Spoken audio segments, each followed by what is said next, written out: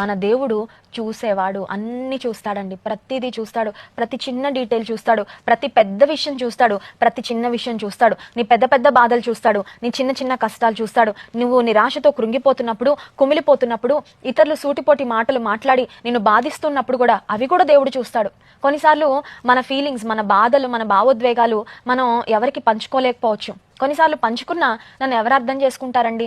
అర్థం చేసుకొని వ్యక్తులకి నా బాధ, నా ఇన్నర్ ఫీలింగ్స్ చెప్పుకోవడం కంటే లోపల బాధపడ్డ నయమని లోపల ఏడ్చుకునే సహోదరులు ఎంతో మంది ఉన్నారు ఈ రోజుల్లో. మరి ఎవరికి కనబడకుండా కన్నీరు కార్చేవారు, దుప్పటి కప్పుకొని మరి ముసుగు వేసుకొని ఏడ్చేవారు, ఎవరికి తమ బాధ చెప్పుకోలేక, ఒకవేళ భర్తకు చెప్పినా తిరిగి భర్త నిందిస్తాడు తప్ప నన్ను ప్రేమించాడు కదా. తల్లిదండ్రులకు చెప్తే నేను ఎదుర్కొనే బాధలు, కష్టాలను చూసి తల్లిదండ్రులు వారు బాధపడతారేమో, అయ్యో మా కుమార్తె ఇంత కష్టపడుతుందని మా తల్లిదండ్రులు కృంగిపోతారేమో అని కొన్నిసార్లు తల్లిదండ్రులకు చెప్పుకోకుండా, అర్థం చేసుకోలేని ఇబ్బంది పెట్టే భర్తకు చెప్పుకోలేక, అటు బిడ్డలకు చెప్పుకోలేక లోపల కుమిలిపోయే, కృంగిపోయే స్త్రీలు అనేక మంది ఈ ప్రపంచంలో మనకు కనబడుతూనే ఉంటారు. లేయా వంటి జీవితం నీ జీవితం అయితే, లేయా జీవితంలో దేవుడు సెలవిచ్చిన మాట ఏంటంటే, లేయా ద్వేషించబడుట యెహోవా చూచెను.